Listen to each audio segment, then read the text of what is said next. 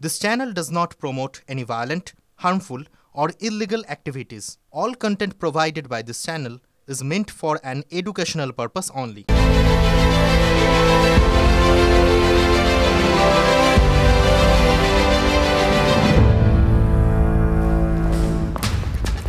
নমস্কার, রাত ৮টা বাজে। আপনার সামনে ঠোঁটকাটা প্রতিদিনের মতোই ১ ঘন্টা থাকবে, অনেক কিছু বলবে, আসলে যা আপনার কথা, যা আপনার ভাষা। বিশ্বাস করুন, এমন দিন আসবে কখনো ভাবিনি। সাংবাদিক হিসেবে গুজবেও কান দিতে হবে কখনো ভাবিনি। দিতে হচ্ছে। কদর্য পর্যায়ে চলে যাচ্ছে গুজব, প্রাণ যাচ্ছে আমারই সহনাগরিকের। এরপরও গুজবে কান দেব না?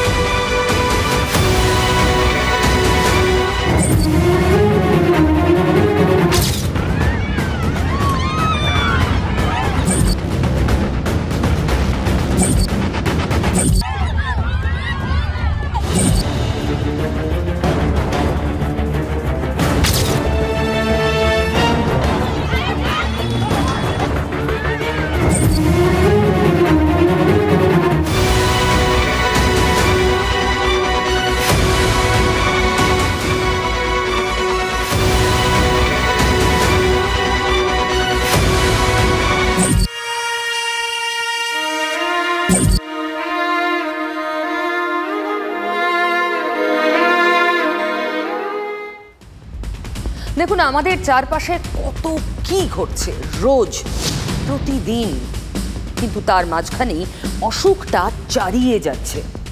বুঝলেন এবার অসুখটা কি? গুজব। কানে কিছু এলো, ব্যাস সত্যি মিথ্যে দেখার সময় কোথায়? মার মার। কেন বলুন তো? লোকজন কি হতাশ? হতাশা বাড়ছে? রুজি রোজগারের ঠিক ঠিকানা নেই? নাকি সমাজের রন্ধ্রে রন্ধ্রে ঢুকে পড়া রাজনীতি এর জন্য দায়ী? উচ্ছেদের মতো ইস্যুতে ভরপুর রাজনীতি। প্রথম কলকাতার পার্ক সার্কাস এলাকা থেকে আওয়াজ উঠল, শোনা গেল বুলডোজার বাবা হতে চাওয়ার কথা। পার্ক সার্কাস বলছে রাজ্যের শাসক দলের ভরসার জায়গার নাম পার্ক সার্কাস। আজ সেখানে বুলডোজার চলল। মুখ্যমন্ত্রী রেড সিগন্যাল দেখানোর পরেও, উচ্ছেদে ছেদ পড়েও পড়ছে না কেন? চলুন একটু কাটাছেঁড়া করা যাক। আকাশ গর্জাচ্ছে, বৃষ্টির জল ধুয়ে দিচ্ছে শহরের পথঘাট, কিন্তু তারপরও আগুন জ্বলছে, গর্জন তীব্র হচ্ছে, বিক্ষোভের ঝড় উঠছে। কারণ চুপ, বুলডোজার চলছে। এ শহরেই জবরদখল, উচ্ছেদ, এই শব্দগুলো নিয়ে নড়াচড়াটা শুরু করেছিলেন কে? মুখ্যমন্ত্রী। তার ধমক খেয়েই প্রশাসন এক পায়ে খাড়া। সেই তিনি পরে বলেছেন 1 মাস সময় দিচ্ছেন হকারদের, অর্থাৎ যারা যারা বেআইনি দখলদার তাদের, ততদিন বুলডোজার চলবে না। কিন্তু হচ্ছে। পার্ক সার্কাস খাস কলকাতার অন্যতম জায়গা। আজ সেখানে ঠিক ন্যাশনাল মেডিকেল কলেজের সামনে বুলডোজার চলল।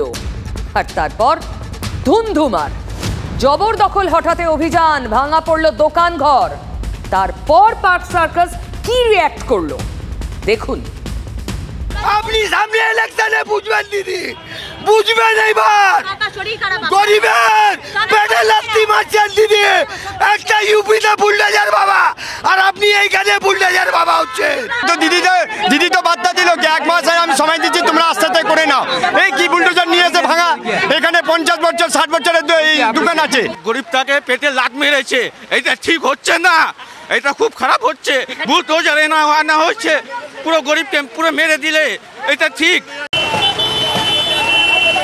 এই দেখো দেখো ব্যবসায়ীরা রীতিমতো রাস্তায় শুয়ে পড়েছিল এবং এখানে তারা বিক্ষোভ দেখাচ্ছে রীতিমতো তারা এখানে কোনোভাবে বুলডোজার চলতে দেবে না এবং সেই মতো বুলডোজার ছড়িয়ে দেওয়া হলেও এখানে কিন্তু বিক্ষোভ রীতিমতো চলছে। हम लोग का पेट में लात लग रहा है, हम लोग कहाँ जाएगा?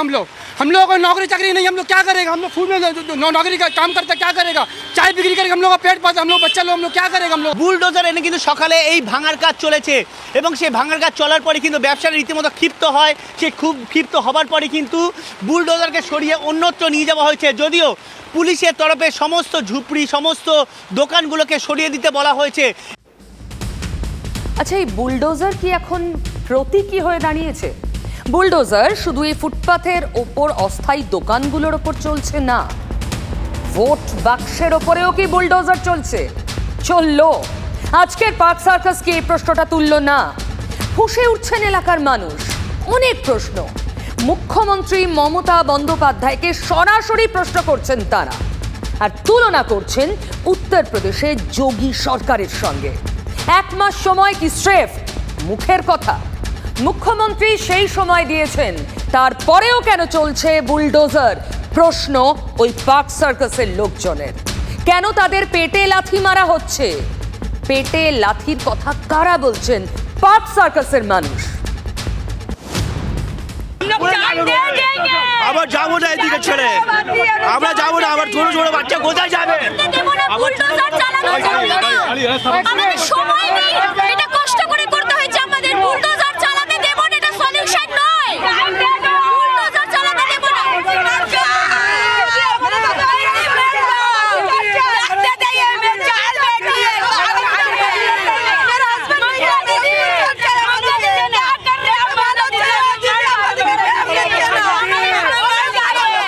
ন্যাশনাল মেডিকেল পাশে গোড়াচাঁদ রোডের ওপরে নামলো বুলডোজার, আর তা নিয়ে রীতিমতো ক্ষিপ্ত ব্যবসায়ীরা।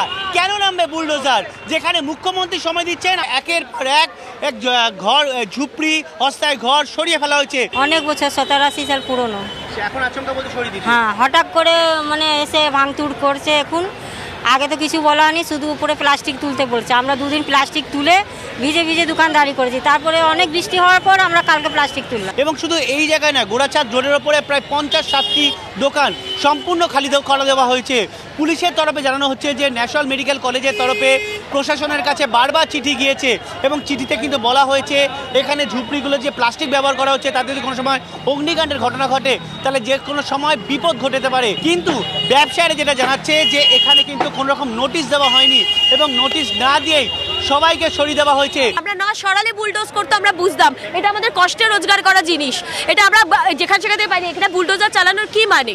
আমাদের যদি 1 মাস টাইম আছে, কেন পুলিশ টাইম দিচ্ছে না? কেন কমিটিতে আমাদের কোনো কেএমসির কোনো নোটিশ সার্কুলার আসেনি? এই চোখের জলেই আগুন জ্বলছে আর ফুল স্পিডে ছুটছে বুলডোজার রাজনীতির ট্রেন এক্সপ্রেস গতিতে। মুখ্যমন্ত্রীর কড়া রূপ, রুদ্রমূর্তি, তার অ্যাকশন নেওয়ার বার্তা, এত সব দাওয়াইয়ের মুখে পড়ে প্রশাসন নরম হতে পারছে না। অন্তত তাদের কাজকর্ম তো তাই বলছে। এদিনের অভিযান নিয়েও দেখুন, কলকাতার মেয়র তথা পুরমন্ত্রী একেবারে ক্লিয়ার। বলা হয়েছে, দেখুন আগে লোকে অভিযান করেন, আগে মানুষ বলে, এটা অভিযান চালাতে হবে কেন? আমি একটা সুষ্ঠু সমাজে আমি বলবো তারা নিজেদের রেসপন্সিবিলিটিতে কেন সরিয়ে নেবেন। জানানো হয়েছিল, তবে সেটা প্লাস্টিক সরাতে বলছেন উচ্ছেদ হওয়া দোকানদাররা, কিন্তু বুলডোজার চালিয়ে সব গুঁড়িয়ে দেওয়া। মুখ্যমন্ত্রী সময় দেওয়ার পরও হুড়োহুড়ি কেন? তারা কিসের? এই প্রশ্নেই তো তেতে উঠছে বঙ্গের রাজনীতি। আফটার অল এই বুলডোজার চর্চা নতুন নয়, বাংলা বারবার শুনেছে এই হুঙ্কার। 24 জুন সোমবার নবান্ন সভাঘর থেকে আসা বার্তার পর প্রথমে বসাচ্ছেন, তারপরে গিয়ে বুলডোজার দিয়ে উচ্ছেদ করতে যাবেন। আমি এই পলিসিটাকে মানি না। অথচ হচ্ছে ঠিক সেটাই। সোমবার 24 জুন মুখ্যমন্ত্রী কড়া দাওয়াই দিলেন, হুড়মুড় করে বুলডোজার নেমে পড়ল পথে। 27 জুন মুখ্যমন্ত্রী থামতে বললেন, কিন্তু হচ্ছে কই? মুখ্যমন্ত্রীর দেওয়া ডেডলাইন 1 মাসের, তার আগেই তো বুলডোজ করা হচ্ছে কলকাতাতেও। আমার স্বচ্ছতাও মেনটেন করতে হবে, তাদের লাইভলিহুডও দেখতে হবে। আমি চাই না কারো ব্যবসা বন্ধ হোক। আমি 1 মাস টাইম আপনাদের দিলাম, কিন্তু তার মধ্যে সার্ভে চলবে। প্রশাসনের প্রধান বললেন তাও ভাঙার পর্ব জারি। তার কি বাত, বাংলায় বুলডোজার চর্চা শুরুটা বহু আগে, উত্তরপ্রদেশের সূত্র ধরে। সেখানে বিজেপি কর্মী সমর্থকরা মুখ্যমন্ত্রী যোগী আদিত্যনাথকে বুলডোজার বাবা বলতেই অভ্যস্ত। বেআইনি দখল উচ্ছেদে ওই রাজ্যেই যন্ত্রের বহুল ব্যবহার দৃষ্টান্ত তৈরি করেছে। তিনিও খুশ এই ডাকে, কিন্তু তৃণমূল দিন রাত এক করে এর বিরোধিতায় সরব হয়েছে। এখন পুনর্বাসন না দিয়ে, কম্পেনসেশন না দিয়ে, বুলডোজার দিয়ে উচ্ছেদ আমরা করতে দেব না। এটা আমার গভর্নমেন্টের পলিসি নয়। ডবল ইঞ্জিন সরকার হবে, যে সরকার রাষ্ট্র বিরোধীদেরকে উত্তরপ্রদেশের মতো যোগী আদিত্যনাথের মতো বুলডোজার চালাবে।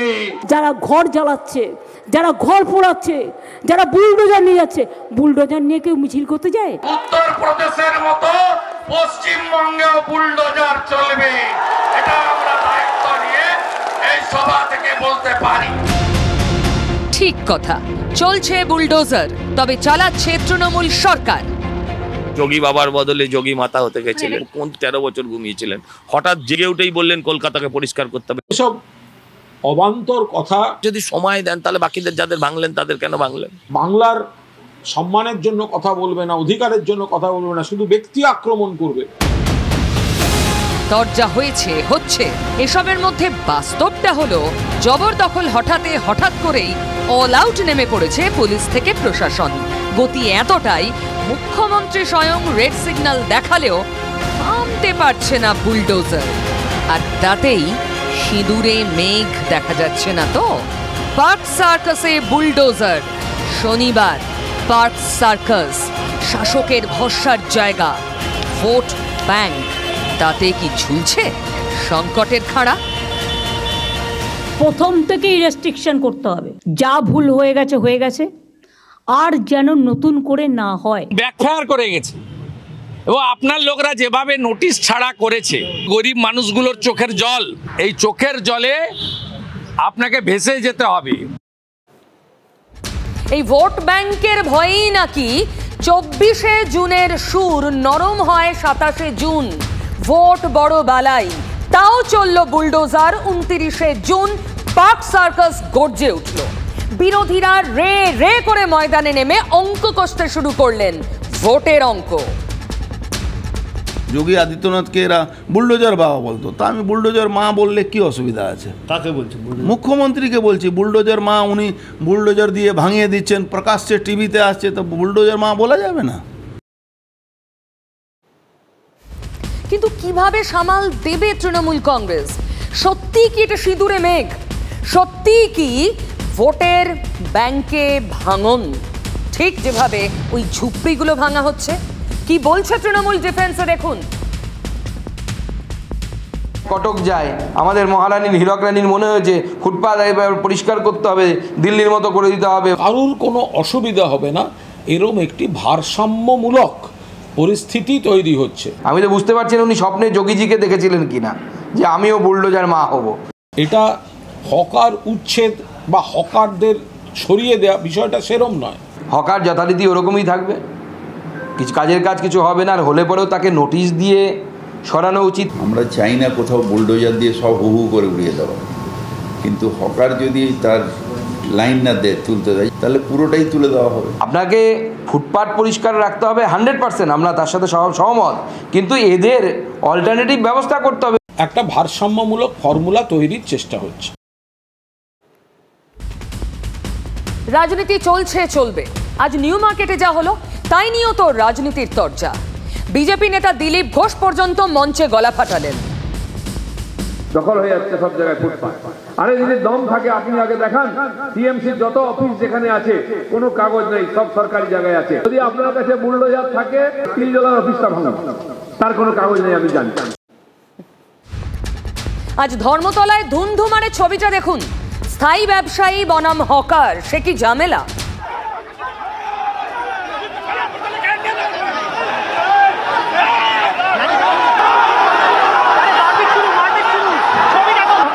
পুলিশ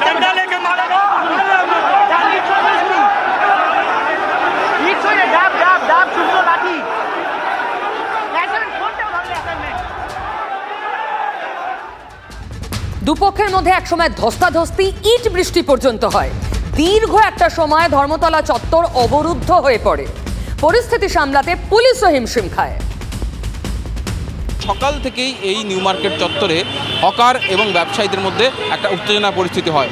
হকাররা নিউ মার্কেটের স্থায়ী ব্যবসায়ীদের যেখানে পার্কিং সেখানে নিজেদের পসরা নিয়ে বসাতেই তাদের মধ্যে অশান্তি হয় এবং তার জেরে হকাররা ব্যবসায়ীদের মারধর করে বা আক্রমণ করে বলে অভিযোগ। আমাদের সেক্রেটারিকে হকাররা মেরেছে, ওই জন্যই ঝামেলাটা করতে আমরা বাধ্য হয়েছি। পুলিশ কোনো অ্যাকশন নেয়নি। এখন পুলিশ বলছে 1 ঘন্টা আমাদের সময় দাও, 1 ঘন্টার মধ্যে আমরা সব করে দেবো। হকারকে কে পাওয়ার দিল ওখান থেকে পার্কিং সরাতে? একটা হকারকে কে পাওয়ার দিল ওখান থেকে লিগ্যাল পার্কিং সরাবে? সেই সময় ও বলছে কি ওনার কাছে নিউ মার্কেট থানা ওসি পারমিশন আছে। কি করে নিউ মার্কেট থানা ওসি পারমিশন দিল ওকে? গায়ে হাত দিলে আমরা কি চুপ করে বসে থাকবো? আমরা 50 বছর থেকে এখানে ব্যবসা করছি। এই সংঘর্ষে হকারদের হাতিয়ার কি ছিল জানেন? তৃণমূলের ঝান্ডা। দেখুন। নিউ মার্কেট থানার সামনে ব্যবসায়ীদের যে প্রতিবাদ বিক্ষোভ, যে অবরোধ, সেই চলার মাঝেই দেখা গেল ঠিক নিউ মার্কেট থানার সামনের দিকে অপর দিক থেকে হকারদের একটা অংশ তৃণমূলের ব্যানার নিয়ে, তৃণমূলের পতাকা নিয়ে দেখা যায় যে তারা সেই নিউ মার্কেট থানার দিকে জড়ো হতে থাকেন। এসএন ব্যানার্জি রোডে একদিকে হকার, অন্যদিকে ব্যবসায়ী, দুপক্ষের মধ্যে যে বচসা, যে সকাল থেকে যে উত্তেজনা, সকাল থেকে যে হাতাহাতি বা আক্রমণ করা ঘটনা ঘটেছিল, সেই ঘটনাকে কেন্দ্র করে পরিস্থিতি উত্তপ্ত হয়। আরও বেশি সংখ্যক পুলিশ এসে এই যে অশান্তির পরিবেশ সেটা নিয়ন্ত্রণে আনার চেষ্টা চলছে। দেখুন, আজকে ধর্মতলা বুঝিয়ে দিয়েছে কাজটা, হকারদের পুনর্বাসনের কাজটা আদৌ সহজ হবে না। সহজ হচ্ছে না কলকাতার মেয়র ফিরহাদ হাকিমের পক্ষে অবস্থা সামলানোটাও। শুধু হকার নয়, ওই যে মাঝেরহাট স্টেশনের উল্টো দিকে পোর্টের জমি জবরদখল মুক্ত করতে পুলিশ বলেছে, পুলিশ জবরদখল মুক্ত করতে নেমেছে কারণ কোর্ট বলেছে। তাতেও তো কাঠগড়ায় তৃণমূলের সরকার, মমতা ব্যানার্জি। যখন আমি আপনাদের সামনে রয়েছি তার একটু আগেই ওই মাঝেরহাটের মানুষজন ফিরহাদ হাকিমের বাড়ির সামনে চেতলার সামনে এসে তারা ফিরহাদ হাকিমের বাড়ির সামনে বিক্ষোভ দেখাতে থাকেন।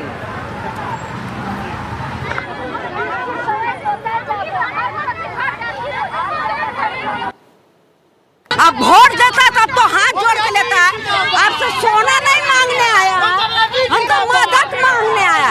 हमारा घर जैसा वैसे रहेगा, बाकी हमको हेल्प तो करिए।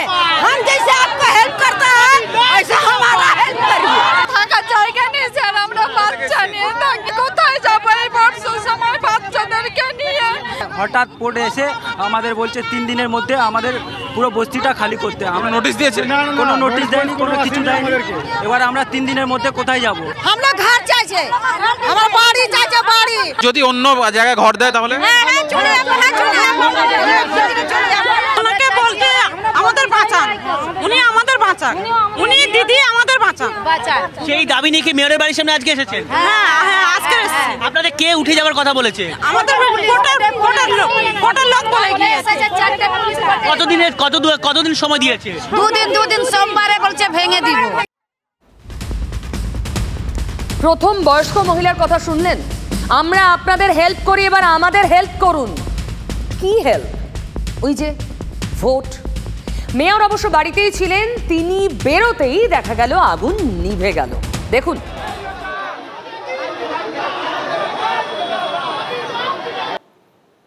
মেয়রের কাছে তারা নিজেদের যাবতীয় অভিযোগ তারা জানালেন, কিভাবে তাদেরকে উচ্ছেদ করা হচ্ছে সেই অভিযোগও করলেন। এবং সেই অভিযোগ করতেই কিন্তু প্রায় 2000 লোকজন আজকে এই চেতলায় মেয়রের বাড়ির সামনে আজকে এসেছিলেন। তারা মেয়রের কথায় আশ্বস্ত হয়ে তারা ফিরে চলে যাচ্ছেন, তারা আবার পুনরায় গোড়াগাছায় ফিরছে। আমাদের বিশ্বাস আছে ববিদার ওপরে, মমতা দিদির ওপরে, সব গরিবদের কাছে আগেও ছিল, এখনো থাকবে। মেয়র আপনারা যে অভিযোগ নিয়ে এসেছিলেন সেটা কি মুখ্যমন্ত্রীর কাছে পৌঁছে দেবে? হ্যাঁ, আমাদের বিশ্বাস আছে দাদা, পুরো বিশ্বাস আছে যে দাদা আমাদের গরিবের পাশে আমাদের পরিবারদের পাশে দাঁড়াবে। যেটা চাইলেন সেটা কি জমা দিয়ে দেবেন? হ্যাঁ হ্যাঁ। আপনার কি নাম ঠিকানা সব চাইলো, মানে কারা কারা থাকবেন? হ্যাঁ হ্যাঁ হ্যাঁ, ডিটেলস চাইলো। মেয়র কি বললেন, মুখ্যমন্ত্রীকে দেবেন?